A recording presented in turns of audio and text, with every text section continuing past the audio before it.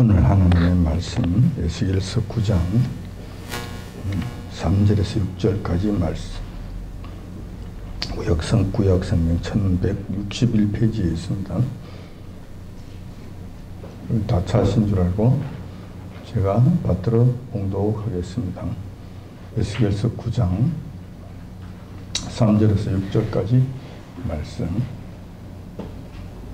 그룹에 머물러 있던 이스라엘 하나님의 영광이 올라 성전 문지방에 이르더니 여호와께서 그 가는 베옷을 입고 서기관의 먹그릇을 찬 사람을 불러 이르시되 너는 예루살렘 성읍 중에 순하여 그 가운데 수행하는 모든 가증한 일로 인하여 탄식하며 우는 자 이마에 펴하라 하시고 나에 듣는데 또 그 남은 자에게 이르시되 너희는 그 뒤를 쫓아 성읍 중에 순행하며 아껴보지도 말며 긍휼을 베풀지도 말고 쳐서 늙은 자와 젊은 자와 처녀와 아이 어린아이와 부녀를 다 죽이되 이마에 표 있는 자에게는 가까이 말라 내 성소에서 시작할지니라 하심에 그들이 성전 앞에 있는 늙은 자들로부터 시작하더라.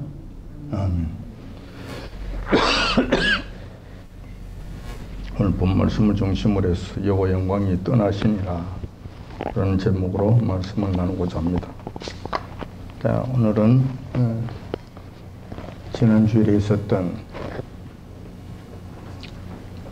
대통령 선거와 관련해서 우리가 그 문제를 어떻게 바라봐야 될 것인가,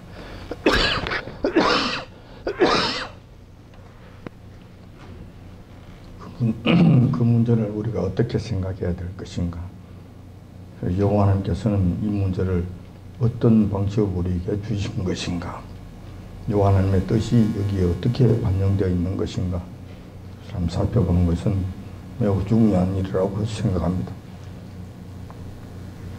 역사적인 대통령 선거일이었죠.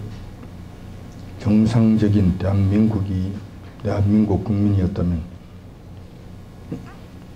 모두 지난 3월 9일 긴장한 가운데 하루를 보냈지 않았나 생각합니다. 이 나라가 어떻게 되려나 하는 염려, 근심 속에서 아마 뜬 눈으로 밤을 보냈지 않았나 하는 생각이 됩니다.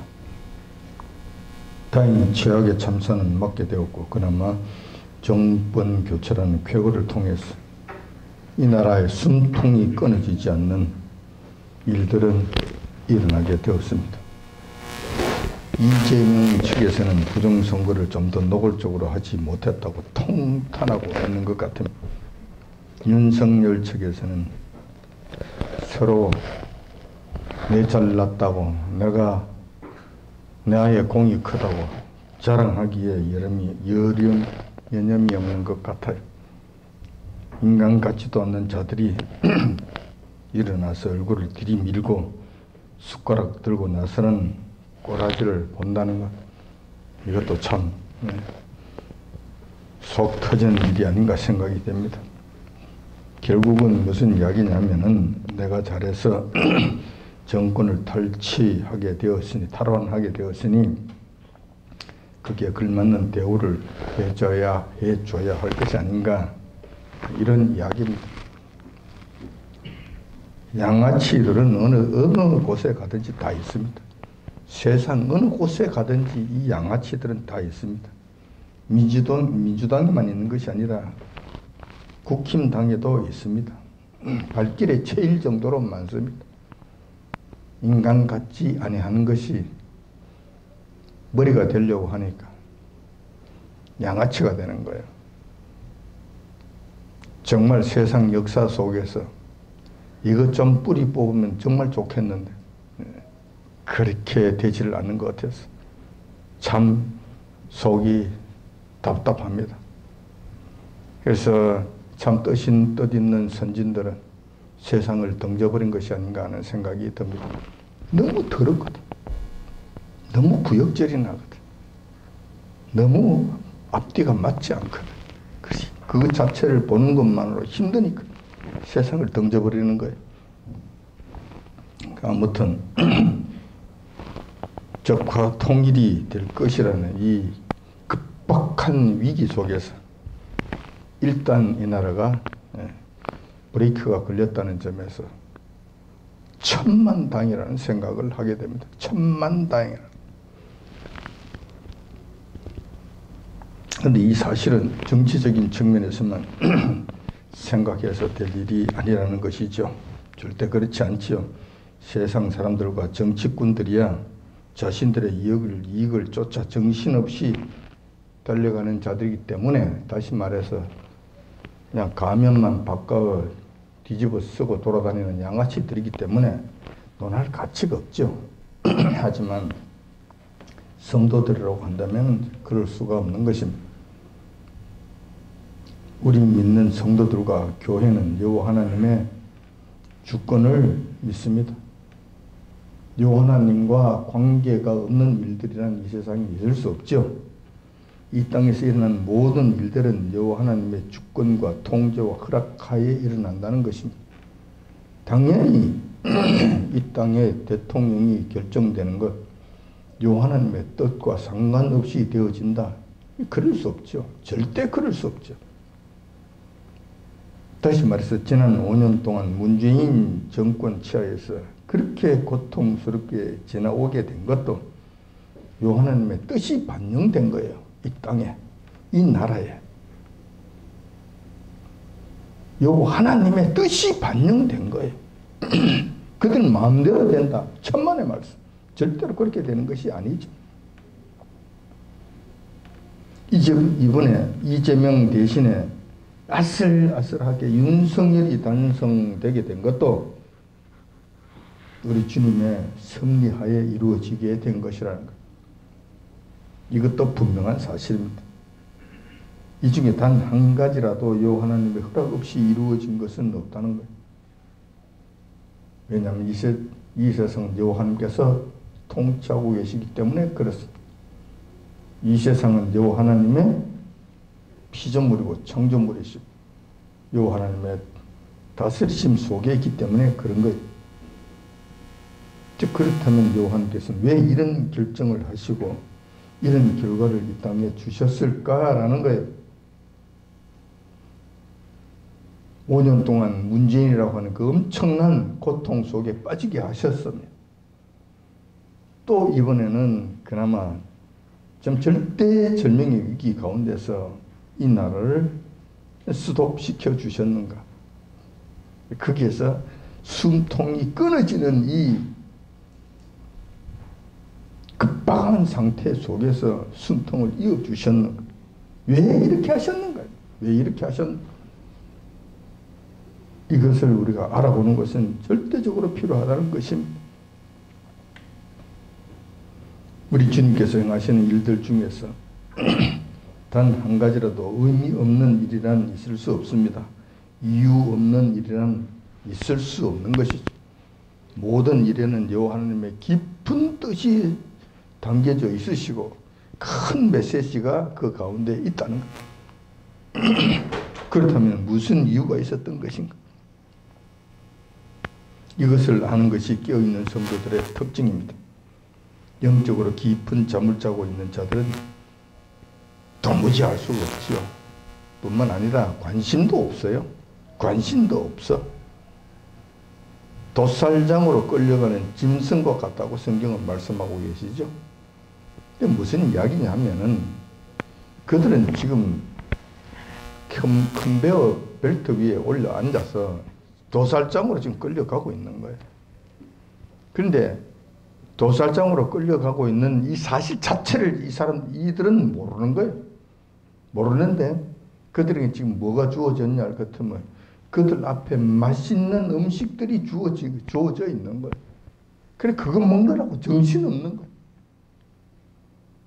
곧 조만간 도살장으로 들어가서 죽을 건데 껍질이 벗겨지고 뼈가 부러질 건데 그거는 전혀 아랑곳하지 않는 그냥 그 앞에 있는 거 그 서로 먹으려고 설치고 앉아. 그래서 성경은 도살장으로 끌려가는 짐승과 같은 존재들이라고 말씀하시는 거예요. 깨어있지 못한 자들은 바로 이런 모습이라는 거예요. 그냥 허겁지겁이지.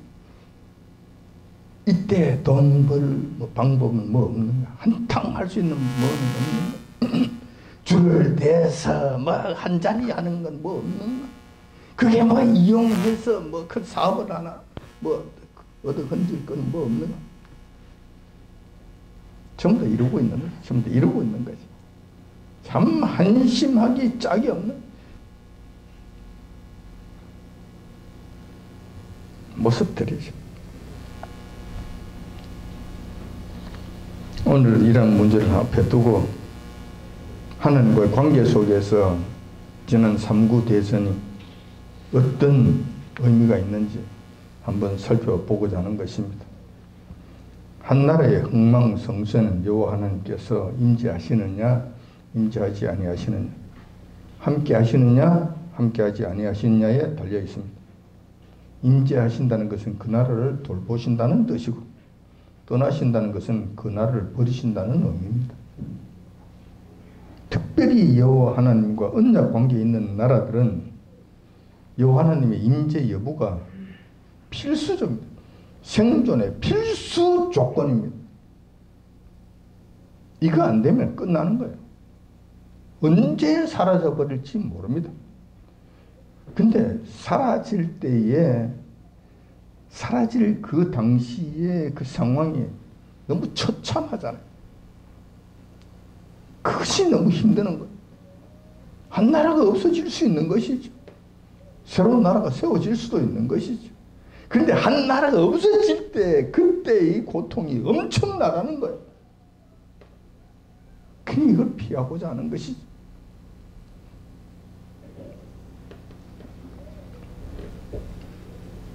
이 세상에 수많은 나라들이 있지만 여호와 하나님과의 언약 관계에 있는 나라, 여러분들이 잘 아시는 바와 같이 몇 개 없습니다.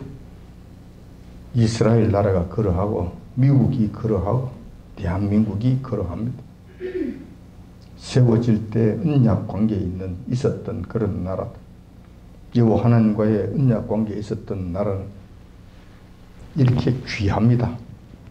이 나라일수록 여호와 하나님과의 관계가 무엇보다도 중요한 거예요.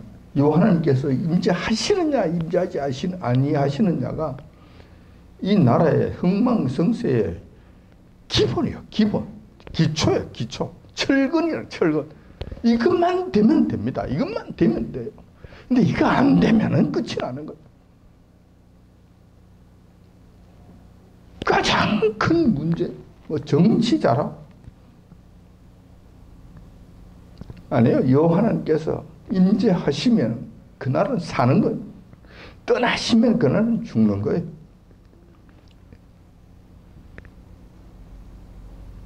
만군의 여호와 하나님께서 이스라엘이라는 나라에 임재하고 계실 때는 나라가 매우 안정적입니다. 우리 성경을 통해서 우리가 알 수 있잖아요. 성경의 역사가 그 역사입니다. 아브라함 이후로 일어난 이스라엘의 구약의 모든 역사, 쫙 모든 역사가 여호와 하나님과의 임재 관계의 역사잖아요. 여호와 하나님과의 언약 관계의 나라가 세워졌다는 것은 그 나라가 세워질 때 여호와 하나님께서 임재하셨다는 거예요. 그들과 함께 하셨다는 거예요. 하셨다는 것을 기초로 해서 그 나라가 세워진 거예요. 특별한 축복이죠. 정말 특별한 축복이. 근데 그때 여호와 하나님께서 그들과 함께 계속 계시면은 세상 어떤 나라들이라도 넘볼 수가 없습니다. 그 나라를 침략할 수가 없어요. 건드릴 수가 없는 거예요. 우리나라 같은 경우도 그렇잖아요. 주한미군이 22,000명 주둔하고 있는데, 주한미군이 22,000명 주둔하고 있으니까 주변에 북한은 말할 것도 없고, 중국 말할 것도 없고, 러시아 말할 것도 없고, 일본 말할 것도 없고, 그 어떤 나라도 덤벼들지를 못한단 말이에요. 건들지를 못해요.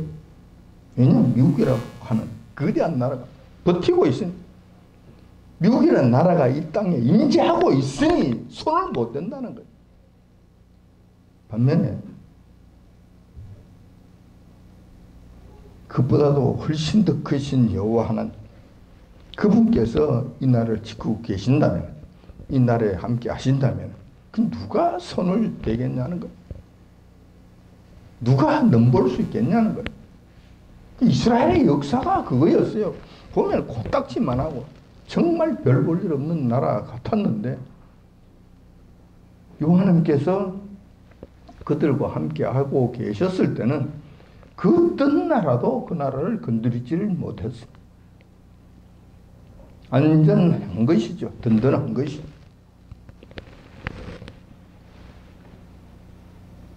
세계 어떤 강한 나라가 쳐들어와도 문제가 없었습니다. 하나님께서 초자연 방법으로, 초자연적인 방법으로 나라를 구원해 주셨기 때문에 그렇습니다. 그런데 문제는 하나님께서 떠나버리시게 되면은 큰일 난다는 거예요. 모든 것이 다 무너져 버린다는 거예요. 하나님께서 그곳에 계시면 괜찮은데 떠나버리시면 문제가 된다는 거예요. 그 이스라엘의 멸망이 바로 그렇게 이루어진 것이잖아요. 그러면 여기서 우리가 한 가지 중요한 관건을 찾게 됩니다. 왜 여호와께서는 떠나시는, 왜 이스라엘은 나라를 떠나셨는가? 오늘 본문 말씀이 그렇잖아요. 3절에 보면 그룹은 천사들입니다. 그룹 천사에 둘러싸여 계시던 이스라엘 하나님의 영광이 올라서, 이게 지성소를 의미하는 것이죠. 지성소 올라서 성전 문지방에 이르더니 여호와께서 그 가는 베옷을 입고 서기관의 먹거를 찬 사람을 불러서 말씀하십니다. 지금 그곳에서 하나님의 보좌가 계시는 지성소 시온자의 자리에 앉아 계시다가 그게 그룹 천사들의 옹의를 받으면서 앉아 계셨던 그분께서 지금 일어나신 거예요. 일어나셔서 성전 문지방을 향해서 지금 나가시는 장면. 다시 말해서 지금 이스라엘의 하나님 여호와 하나님께서 이스라엘을 떠나시는 장면이에요. 지금 예루살렘을 떠나시는 장면이에요. 근데 왜 이런 일이 생겼냐는 거예요. 왜 이런 일이 생기는 거예요. 이걸 알아야 돼요. 이것만 알면 우리는 이걸 막을 수 있잖아요. 이걸 막을 수 있으면은 이 나라는, 이스라엘은 안전하게 되는 거예요. 언제까지? 영원토록 안전하게 되는 거예요. 본문 말씀을 전부 다 말씀을 드릴 수가 없어서 여러분들에게 다 설명할 수는 없겠지만 중요한 과정들을 제가 요약해서 설명을 드리면 이렇게 되는 거예요. 여호와 하나님의 영광이 오셨다가 떠나시는 장면, 떠나시는 과정이 있어요. 떠나시는 과정이. 왜 떠나시느냐 하는 거예요. 떠나시는 그 과정이 있다는 거예요. 그 과정을 살펴보면 우리가 알 수가 있어요. 첫 번째 보면은 이스라엘 백성들이 여호와 하나님의 말씀을 거역하기 시작합니다. 이게 첫 번째 단계예요. 첫 번째. 슬슬 말을 듣지 않기 시작합니다. 슬슬 이제 머리가 붉었다고 이제 엄마가 이야기하는 걸 우습게 여기기 시작하는 것이죠. 예, 저 가서 참기름 한 병 좀 사와. 전에 같으면 예 그러고 쫓아가 사왔는데 지금은 서서히 왜 내인데만 시켜? 왜 나에게만 그런 일을 시켜? 그러면서 슬슬 이제 대들기 시작합니다. 말을 슬슬 안 듣기 시작하는. 자, 여기서부터 시작이 됩니다. 그러면 어머니는 늘 이야기하죠. 뭐 이래서 그렇고 그러면 안 되고 착하게 살아야 되고 바르게 늘 말씀하시는 것이. 요한님께서도 마찬가지. 그건 옳지 못한 일이니까 그 길에서 떠나고 거룩한 삶을 살아라고 말씀하시는. 그런데 이렇게 해서 인간이 되면 얼마나 좋겠습니까만은 타락한 족속이고 본질적으로 이 죄악의 자손 이 인간들은 거룩하지를 못해요. 그 말씀을 듣고 깨닫고 소위 말하는 착한 사람으로 성장하는 것이 지극히 힘들어요. 지극히 힘들어. 잘 안 돼. 그럼 두 번째 단계로 넘어가게 되는 거예요. 두 번째 단계로.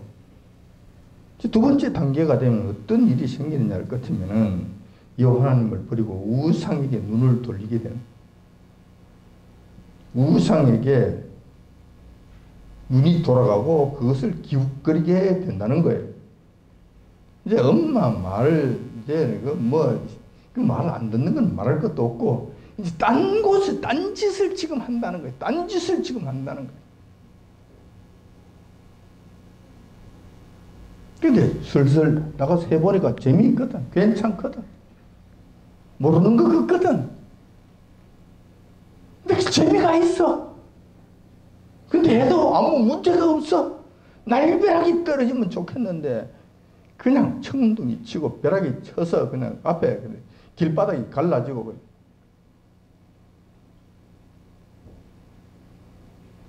난리가 나면은 하여튼 뜨거라 그러고 이제 안 하겠는데 그렇게 되지는 않는단 말이야. 아무 이상이 없어. 그래서 해도 되는 줄 알아. 해도 되는 줄 알고 슬금슬금 그쪽으로 가는 거야. 우상 숭배가 한쪽 다리 걸치기가 되는 거야. 한쪽은 여호와 하나님께 다리를 걸치고 다른 한쪽은 우상 숭배에 다리를 걸치게 되는 거야. 양쪽에 들락날락거리며 히히덕거리고 슬픔하시고 그걸 못된 짓 하는데 정신이 팔리게 되는 거예요. 여기 두 번째 단계. 두 번째 단계. 그렇기 때문에 여호와 하나님께서 매우 슬퍼하시죠. 선지자들을 많이 보내셨어. 그러지 말라고 말씀을 타이시기도 하고 야단도 치시고 가뭄도 보내시고 전쟁도 보내시고. 자, 그런데 이렇게 해서 좀 새롭게 되면 얼마나 좋겠습니까만은 그렇지 않죠. 인간은 그렇지 않아요. 여호와님께서 베풀으신 그 은혜 때는 그냥 주님 감사합니다 그리고 입에 발린 소리들을 코맹맹이 소리를 몇 번 하지만 그리고 며칠 지나고 나면 그뿐이에요. 그뿐이라니까. 그 다음부터는 언제 여호와님께서 우리에게 은혜를 베풀어 주셨냐는 거예요.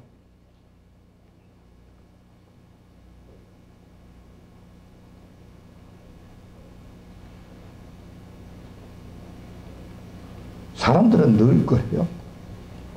늘 그렇다니. 그래서 저도 크게 믿지를 않습니다. 사람들을 믿지 않아요.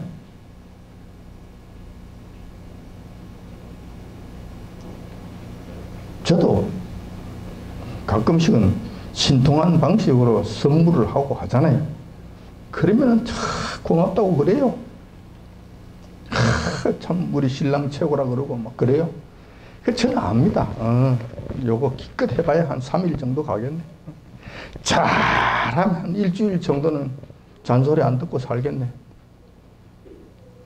알아요. 그 이상 안 간다니까. 그 이상 그 일주일 지나고 난 다음에 기억이 아니죠. 나도 잊어버렸는데 뭐 없습니다. 똑같아요. 똑같아. 이스라엘 백성들이라고 다르지 않죠. 우리 역시 마찬가지. 여호와 하나님 앞 베푸르신 은혜에 대해서는 금방 까먹습니다. 금방 잊어버려요. 그리고 언제 그랬냐고 그러는 거예요. 언제 그랬냐고. 그러니까 세 번째 단계로 넘어가게 되는 거예요. 세 번째 단계로 넘어가게 되면 여호와 하나님을 모욕하는 수준에 이르게 됩니다. 여호와 하나님의 목전에 우상을 세워놓고 보란듯이 섬기는 거예요. 자, 이거는 그래도 좀 숨어가면서 눈치 봐가면서 우상 숭배에 들락날락 한 것이 아니고 이제는 대놓고 하는 거예요. 대놓고. 교회 안에서 직접 대놓고 하는 거예요. 대놓고. 아예 여호와 하나님을 모독하는 일들을 하는 거예요. 교회가 아예 결정을 해버리는 거예요. WCC가 뭐가 잘못됐느냐고. 십자가 없이 구원받는 다른 종교에도 구원이 있는 거예요. 뭐가 잘못됐느냐고. 그게 뭐가 잘못됐냐고. 교회에서 아예 대놓고 떠들어대는 거예요. 동성애가 뭐가 잘못됐느냐고. 성경에 동성애를 하면 안 된다고 그렇게 누누이 가르쳐 주셨는데도 뭐가 잘못됐냐고 떠들어대는 그 인간들은 지금까지 무슨 성경을 보았냐고, 무슨 책을 보았냐고, 무슨 하나님의 말씀을 보았냐고. 그 인간들은 이 정도 되면 대놓고 요한을 모독하는 거예요. 대놓고 모독을 하는 거예요.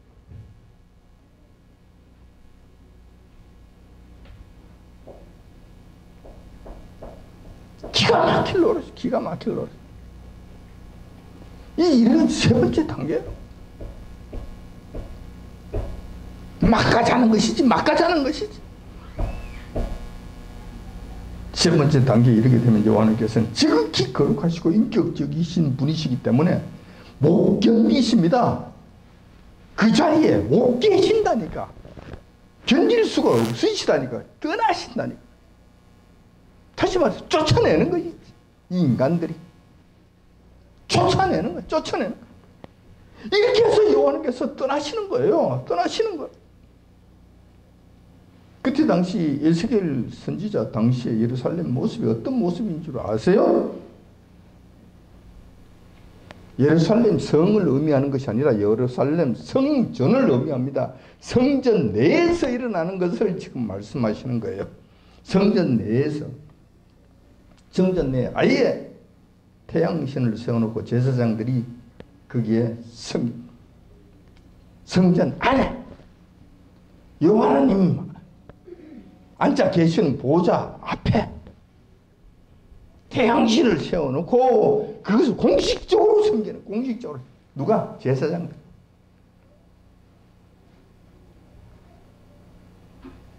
여호와님 계시는 존전에서 WCC를 결정하고 WCC 총회를 이 땅에서 공식적으로 자행을 한 거예요. 하나님 모욕을 해도 이런 식으로 모욕을 하는 거예요. 이런 식으로 모욕을 하는 거예요. 여인들은 단무스를 위한 귀신을 예루살렘 성전 중심으로 섬깁니다. 장로들은 애굽의 신들을 예루살렘 성전 내에 끌어들어와서 서로 경쟁하듯이 섬기고 난리굿이야. 난리굿이야. 이렇게 되면 요한께서는 큰 모욕감에 견디시지를 못하시고 성전을 떠나시게 돼. 오늘 본 말씀이지, 이 말씀. 이런 지경에 견디지를 못하시고 요한께서 떠나시는 장면. 일어서시는 장면. 근데 요한께서 성전을 떠나실 때는 두 가지 큰 특징이 있습니다. 그 특징, 첫 번째 특징은 뭐냐면 지성소에서부터 시작이 일어나셔서 성전을 지나서 성전 문지방을 지나시고 동문을 지나시고 동쪽산으로 가셨어. 동쪽산, 예루살렘 성전 동쪽산은 감람산이죠. 감람산으로 가셔서 거기서 사라져버리시는. 다시 말해서 요한께서는 그 지성소 시온자의 자리에서 금방 촥 해서 바로 확 사라지시는 것이 아니라 거기서부터 시작하셔서 그냥 천천히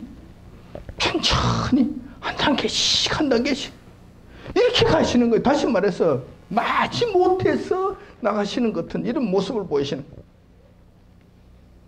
지극히 천천히 진행하신다. 팍 이렇게 하시는 것이 아닙니다.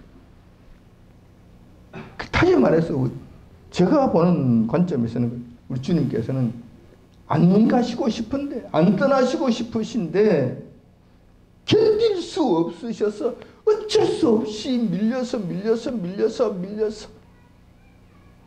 결국은 떠나실 수밖에 없는 그런 모습이 보이시는. 이게 첫 번째 특징. 두 번째 특징은 뭐냐면 여호와의 영광이 떠나실 때는 그 잘난 선지자들, 큰 목회자들, 최고의 명성이 있는 종교 지도자들, 그들 눈에는 절대 안 보인다. 절대 안 보인다. 그때 당시에 예루살렘에는 수많은 종교 지도자들이 있었잖아요. 종교 장사꾼들이 있었지. 대단했지.